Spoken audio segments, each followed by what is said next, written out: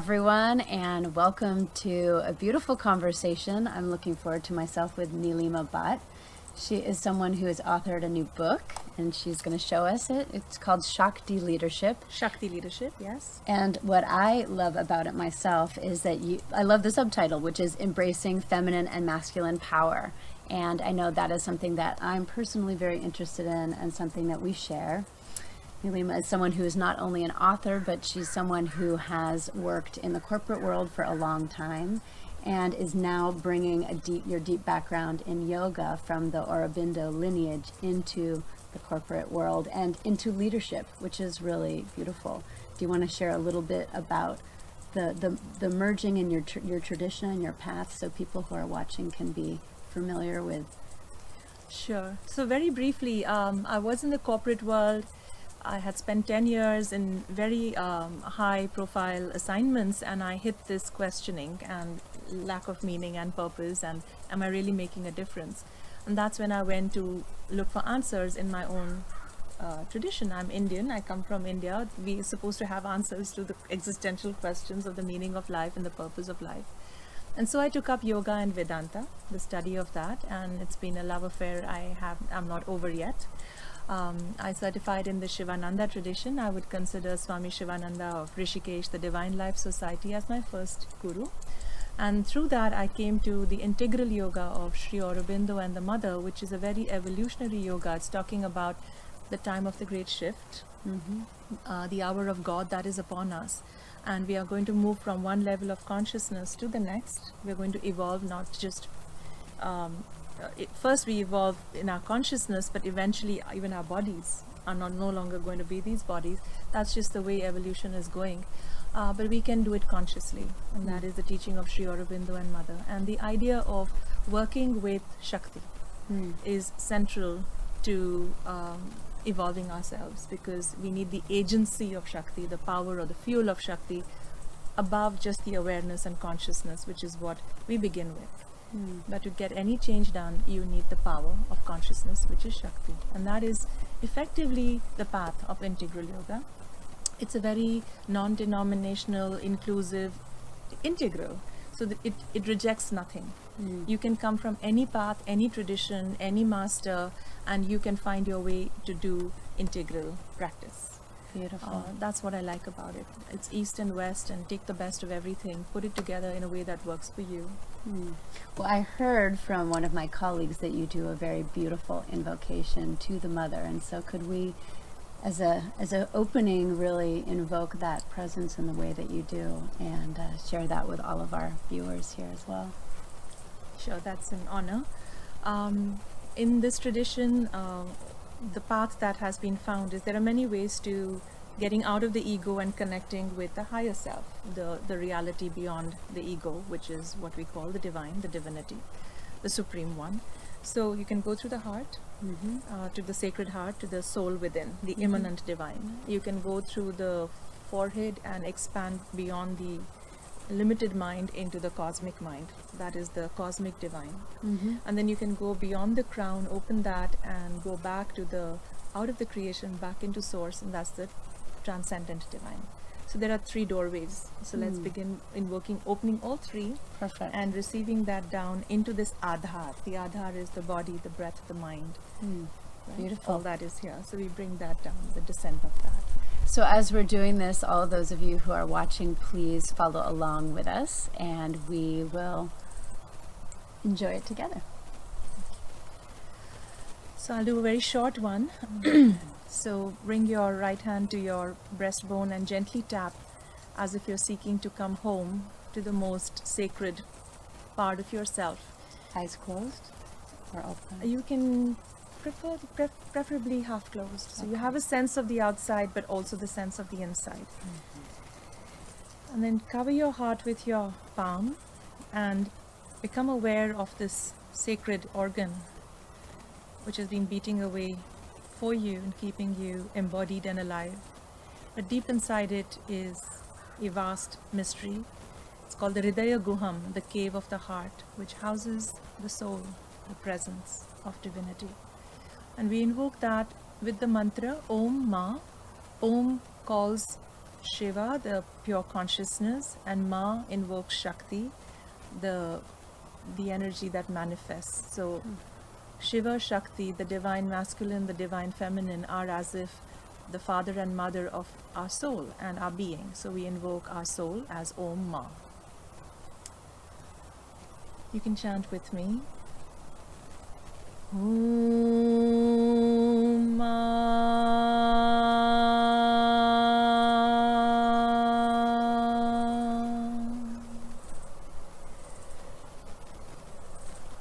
Just feel your heart open, like a beautiful flower opening to the sun. Let it just gently open. Like a child come home, step inside this vast cave of your heart. Visualize it, sense it, or intend it, whatever works for you. But let it be sincere. Step inside and feel a presence, a vast pillar of light at the center of this cave. It's a living presence. Intend that it is there, here to welcome you. And like a child, come home to the most loving mother you know. Step inside and allow yourself to be embraced by this fire. It's a pillar of firelight. It's pure love. It's the soul itself. Welcoming you home. So step inside and be embraced and start offering up your body, your breath, your mind, your subliminal, your subconscious, your inconscient, every plane and part of your being. Leave nothing behind and come in complete samarpan, surrender, and offer yourself up to this highest love. Let the love of this Shakti, the Aditi, the Divine Mother, consume you now. And when you're feeling a fire, as if you have caught fire, you bring your hands together in a prayer position at the heart, and we are going to chant Om Shri Ma, the mantra to open the mind to the cosmic oneness, the reality of being one with all that is. And we chant through the throat, the forehead and the crown. Om Shri Ma.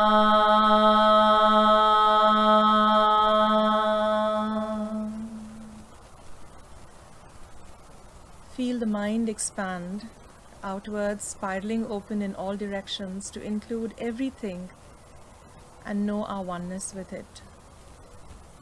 The 5 elements of earth, water, fire, air and space that make us up also make up this cosmos. So just know that we are those elements in a dynamic, creative, constant interplay and exchange. And then rest in the space, the ground of being in which the other 4 elements are dancing. These are your vast interatomic spaces, which are the same as the vast interstellar spaces. And this is just the oneness, the ground of our being, the ground of pure awareness and pure Shakti. I am one and there is no other. Know that truth. We are one. Yeah. Now you're ready to open the crown center, and for this we invoke the grace. So you open your hands as if you wish to receive the descent, the Akash Ganga, to flow down and become your Antar Ganga, your inner Ganga, the river of consciousness that moves through your whole being, irrigates you, vivifies you, connects you back to the divinity that you are. And this is Sri Aurobindo's mantra to invoke the Divine Mother, the Satchidananda source herself. Existence, knowledge and bliss absolute is what we are invoking in this Sanskrit mantra.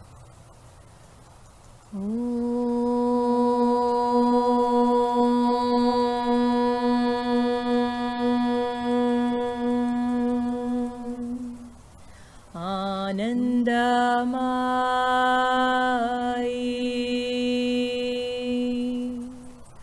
Chaitanyamayi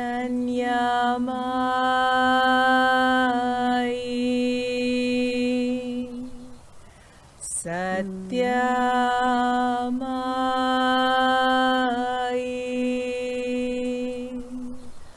Parameswari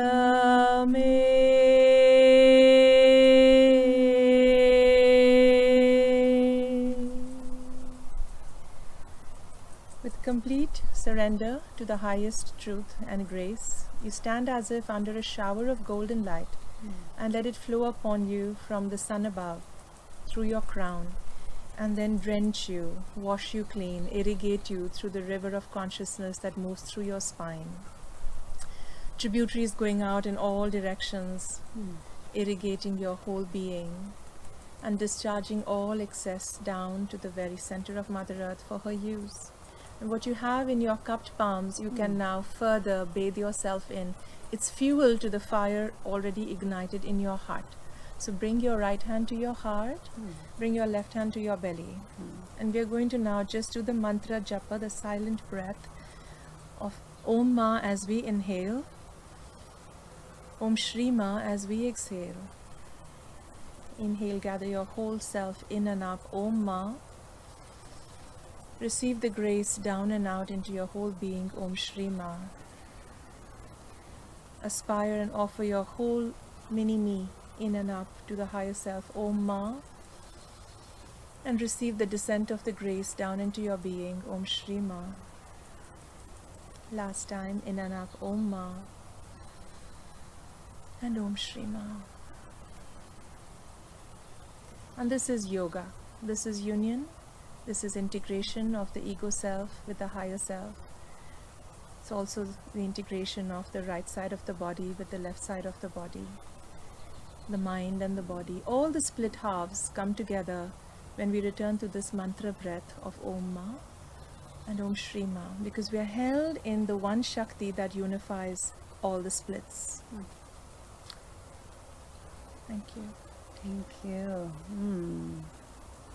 What a beautiful way to begin this session, and what a beautiful invocation. I can feel my own body just relaxing and opening, and I spent a lot of time in India myself, so just hearing the mantras, which is a big part of my own path, is really beautiful. So thank you. And I want to thank you, Deva, for the work you do. I'm sitting here in San Francisco. I took the ferry across the ferry building, and I saw the statue of Gandhi.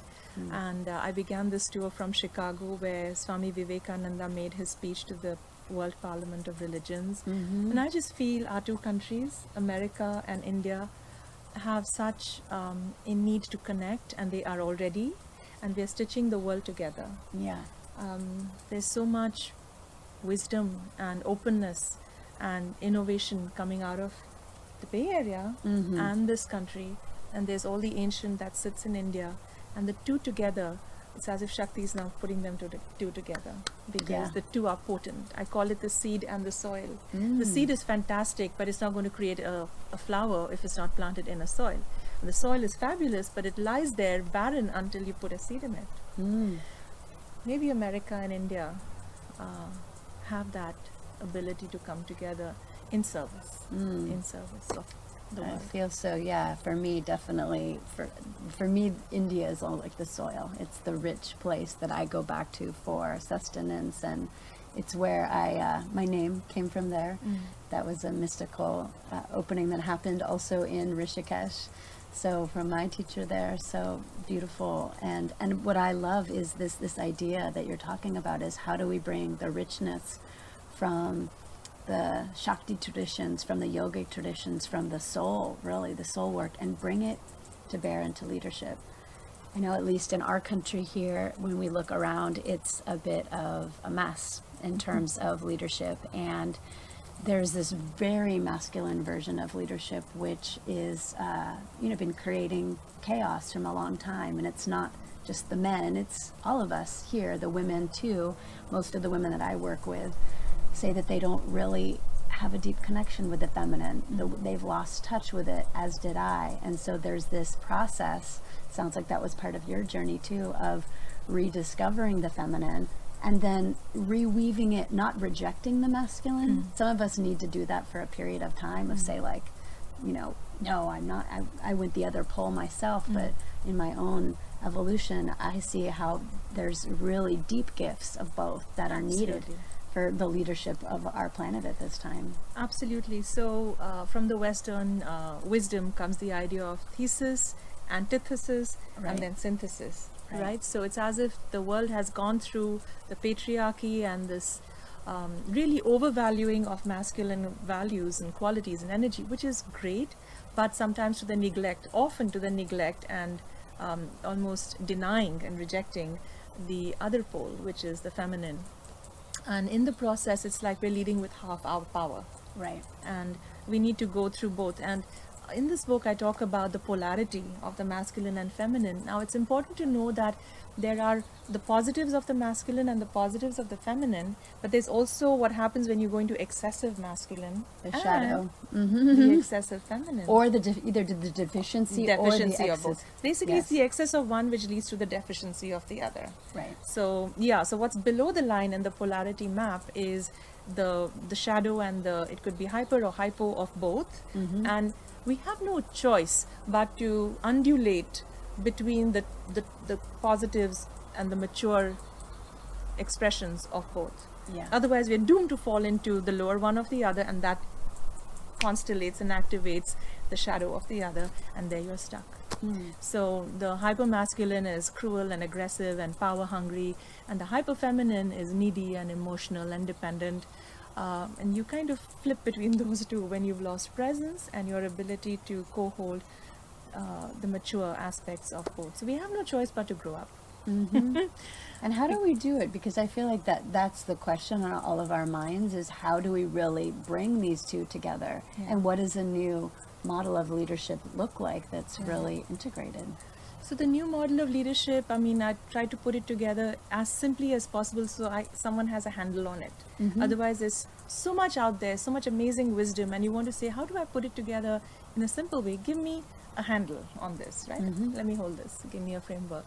The framework is, and I use the hero's journey from Joseph Campbell, which also he has drawn from so many traditions, including the wisdom of India. So it's this beautiful back and forth, but it begins with presence, right? So there are the 5 elements of the journey to Shakti leadership. It's a journey. You're not going to just say, I got those 5 and I'm done. No, you're going to have to journey for each one. You're going to meet your fear. You're going to have to die. And then the gift of that comes to you. So Yes. these 5 gifts of presence. You begin with presence. Everything begins with that. Nothing else happens without that. I so love that you start with that too, because in my tradition, which is, it's from Avalon, but it's archetypal. So we work with 13 different aspects of the feminine. And the first aspect that we work with is the mother.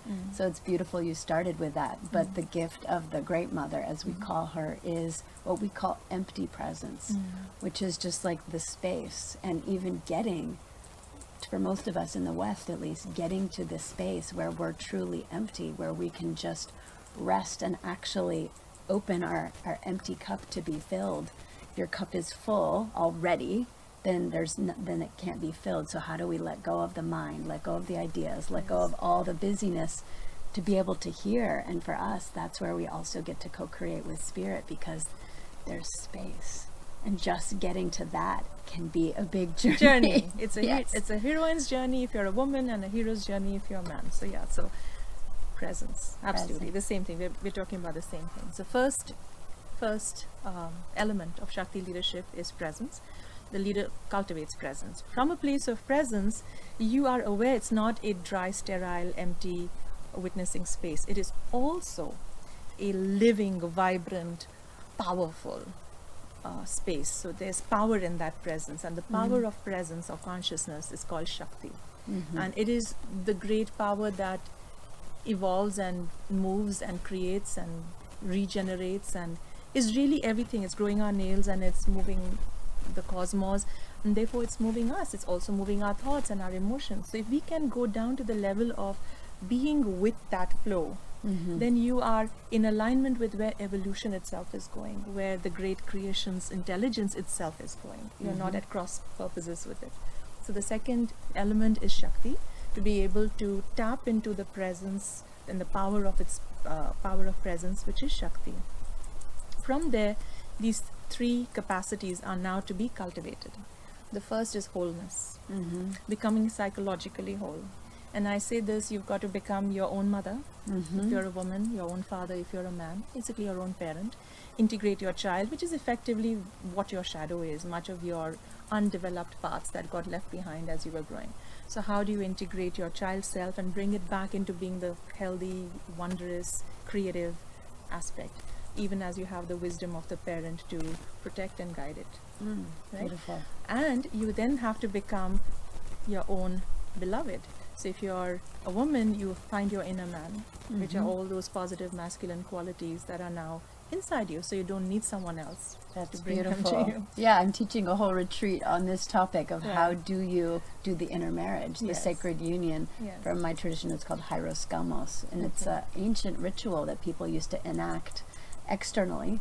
There was like the priestess and the king often would do this ritual in order to bring fertility to the land, but it's for us to do this ritual inside of our own hearts And and fertilize selves. our psyche and our body, right? Yeah, so as you said, we're not looking externally for, someone else to complete us, but how do we show up as whole, united and masculine and feminine both, and then call in the beloved, whether that's an actual partner or even just spirit from that place. How do we come from wholeness? Yes. So I love, there's so many. Absolutely. When you dig all these wells, they finally come to the same water table. Yes, one river, many wells. Yes. Yes, Yeah. beautiful. Okay. So I call it as becoming the wise fool of tough love. The wise fool of tough love. That's an interesting Because you stand in the combination. middle of that, the cross, and you stand at the center of that cross, and that's where you access your wise parent self,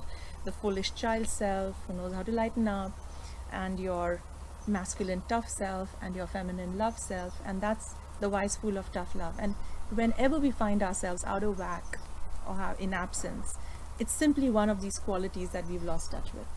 That's it. And if you go And back, say more about the fool, because it's interesting. My husband, Stephen, for those of you who probably know him through Shift Network, one of the initiations that he was first given by one of my mentors was actually the initiation of the fool, because he's very together, as most of you know. He likes to be together and present in a together way. And she went through a whole thing of inviting in his fool, and actually even dressed him up and invited him to get into a crazy outfit. And at our most recent staff retreat, we have a time when we do skits, and he was wearing this crazy outfit and glasses, and I was looking at him. It's been years, and I said, it's taken 5 or 6 years, but you've actually gone all the way through this initiation of the fool. And I said, I never thought I would see this day. But he was bringing it fully into our company as a way to create levity, play, laughter, not taking everything so seriously. So that's kind of how I see it, but I'm curious why you have chosen to weave it in such a integral way. Exactly the same reasons you're calling it out, that when we take any spiritual path up, most of them, apart from the Sufi where I encountered the fool and loved it, especially yoga, is a very austere path. We're very serious Yeah. on our path. It's a very austere path, and it's beautiful. I love it, absolutely love it. And so you want to invoke your highest, your truest, your most wise, and somewhere we may just forget that we're still human. Yeah. And The child part that's still alive somewhere and doesn't want to be dead wants to. and is needed for us to live with the mother, with the Shakti, because the child is in touch with the juice and the rasa And the of the mother. creativity, I The think. milk of the mother is what the child is with, right? Yeah. And that's what is making the sap move in the trees, and the creativity, the innovation, and being able to just forget the last moment and live again now, Yes. right? That's the child, doesn't hold things in, and gets on with new wonder all over again. And and I think especially for those of us who are wanting to start our own businesses or be out there in the world in different ways, we need that creative life spring to innovation comes from that source. I think of creativity that's connected to the Yes. fool and the child, and being Yes. willing to try things that may not work Yes. in order to find a new something that will. Yes, and so I came upon the fool well after I did the rest of my journeys. I could say, much like Stephen, I've come to the fool last. I knew about it, but it's only after I'm comfortable that my parent is in place, the mother's in charge. I'm comfortable that I have accessed my masculine qualities and I have healthy boundaries in place. I'm not going to be taken advantage of. I'm going Right. to protect myself as is appropriate. And now I feel safe to let my child out. Yeah, exactly. Now it's safe to let the child out. And it's such fun. It is such fun. Such fun. Yay.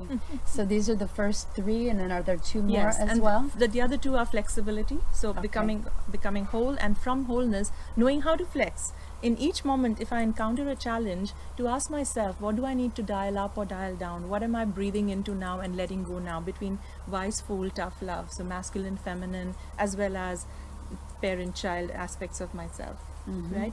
It's so important because each of these four are primal core archetypes. So Brian Skea, who's a Jungian, calls it the fourfold self. Right. So at the base of it, there's so many archetypes out there, but it all boils down to these four. All the others are expressions of these four.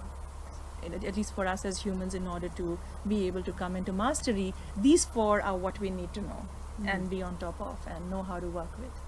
So flex, how do you flex? And it's Respond dynamically to whatever is happening in the Yes, moment. yes.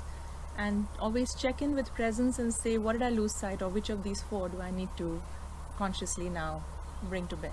Okay. Right? And the last then is congruence. So now, once I become whole and flexible, what am I putting all that wholeness and flexibility and the self-mastery in service of? Am I Yeah. on purpose? Right. Am I on purpose? Because it's not just self-mastery, it's about how do I bring that in selfless service. If I'm looking for freedom, which self-mastery brings me, it's not done until I also feel fulfilled. Yeah. And to feel fulfilled, I need to be in the world and have fulfilling relationships and have a sense of having made a difference, Yeah. that this life mattered, Right. right? Fulfillment comes from that. So that is the discovery of your swadharma, right? Swa is my personal dharma, and your swadharma has to be drawn from your swabhav. Bhav is your innate nature or nature, and swabhav is your innate nature. So what's your swabhav? Oh, I'm like this. Well, what are the powers and capacities and unique talents and gifts of that nature? Let your purpose bring that out, right? So that is congruence. So is the inner person in alignment with the work in the world, the outer? So Campbell would call this becoming a master of both worlds. The freedom to live comes when you master both worlds, the inner and the outer. Yeah.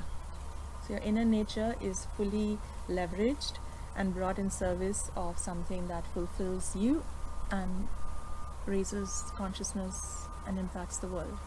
Now, what would you say to someone who's hearing all this and says, yes, I want to find my deepest alignment, but often, at least in the beings that I encounter, sometimes there's a confusion of people want to be in service, but they have many visions, or they don't really know how to, where to bring those gifts of their leadership. And do you have suggestions for people of Yes, how there's to... a whole chapter in this. So each of these 5 elements have a chapter each, and the journey has its own message here.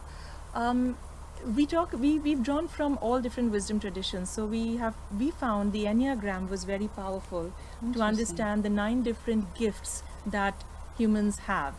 The 9 different personality types are based on 9 core gifts. And there are many ways to do that, but if you want to follow this framework, you can find one of those gifts that resonates most with you. And this is who you innately are. That is your innate swabhav, the gift you have. Purpose is not so much what you do, but how you do it, and right? It's who you be. the human being Yeah. instead of human doing. Yeah. Yes. And then once you discover the truth of who you are and the kind of sharp edge of that as one of the 9 gifts that is most yours, when you know that, you then find some domain of life, and we pull from the Platonian ideals here. What is, are you interested in the good, the true, or the beautiful? The good is doing what's right for the world. The true is bringing more knowledge into the world. Beautiful is just creating harmony and beauty, and right. So there are 3 different domains or kshetras for your action. And people probably, I imagine, feel all of those, but there's one maybe that's stronger. Always. So yeah, just like the one that is your gift of the 9. Of course you have that, but you have to be held by the other 8 in order to best play from the one. Similarly, yes, you may you may go with good, but to truly embody the good and bring that into purpose, bring your purpose to the good, you have to also do it in a way that's beautiful and that brings wisdom. So it's more like it's a triangle, but it depends on which side you go in through. That's your door you go in and maybe come out of, right? Mm. And they are all connected. Mm. Yes. Well, So we're for coming- example, for me, Yes. I'm a type 1 and Enya 1. I really am called by that which is the higher good in the world, and to reach for that, and Mhm. show the world and myself. And I want to work in the field of the good. Mhm. Yes, wisdom, truth, deeply, feeds me. Beautiful things I love and enjoy, but essentially it's about being good. Mhm. I think I'm probably in the same camp. Yeah. Yeah. But with a strong wing of Yes. the beauty, and Yes. I'm also a bhakti, so the part that wants to just be in service and devotion, and Yes. from that path. So I think we're probably Yes. all a bit of all of them, but there's one There's that's a more, sharp edge. Yeah, that's driving. That comes more. from, it's like a teardrop, right? There's an edge to that, and then is the drop is the hole that holds that ability to be that unique aspect. Beautiful. Well, we're coming towards the end of our time, but for those who are here listening and participating with us, do you have maybe 1 or 2 tips of how people can really bring the masculine and feminine more into balance in order to stand in deeper leadership in their lives in a practical way? Simple daily things people might do. If you have... Yeah. Well, the book outlines a polarity map. I'd really point everyone to that. Essentially, just there is no substitute for a presence practice. Whatever is your path to getting out of your ego and into a place where you have nothing to defend, promote, or fear, and you can be fully available to the moment. Find your way to get there. Mindfulness, Tai Chi, yoga, chanting, breathwork, whatever, but presence. And from that place of presence, be aware in every moment, how do I co-hold being soft and strong? How do I co-hold being clear and caring, right? There are many, many wonderful, but these are the most obvious ones. How do I get the task done even as I don't neglect the relationship? That's it. It's just holding that awareness. When you're in presence, that awareness is with you in the moment. And to not work from your ego power to say, I'm going to push this a little bit. And, as they say, it's like pushing the river. You can't push the river of Shakti. So when you know what you need to dial up or down, just step back and go back into presence and flow with the Shakti, and let the Shakti flow. And there's no substitute to finding balance without Shakti. It'll be a incomplete, unsustainable balance. So since you're talking about Shakti, maybe as a completion, do you by chance have one more little mantra for Shakti that we could use to close the session? I think maybe just let's return to the Om Ma, Om Shri Ma, because that is the most wonderful way to get the lower half of the body, all those chakras rise, the energy rise up. And Om Shri Ma is to receive the higher consciousness and the higher chakras energy down, and put those two together. So Great. whenever you forget and lose presence, just go back to Om Ma, Om Shri Ma, and you're back in flow. Right? So maybe we just close with Let's that. do that. Let's do it. Yeah. Bringing your right hand to your heart and your left hand to your belly. Invoking your presence and the Shakti of presence. Integration energy, inhaling in and up, Om Ma. Down and out, Om Shri Ma. In and up, Om Ma. Down and out, Om Shri Ma.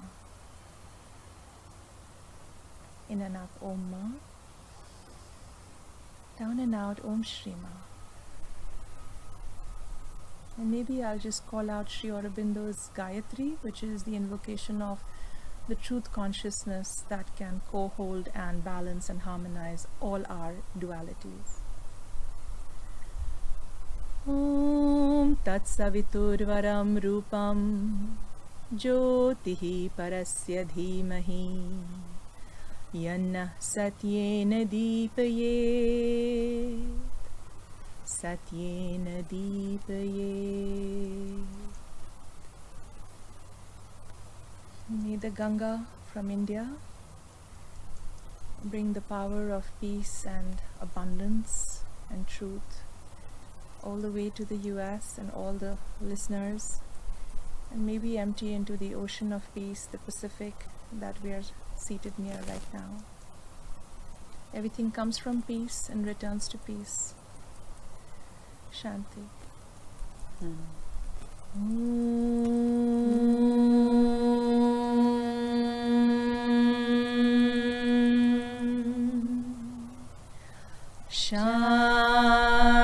Shanti, Shanti,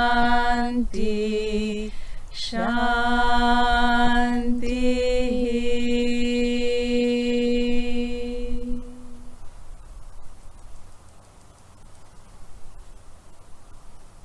Thank you. Thank you. Thank you, Deva. Thanks, everyone. Blessed be.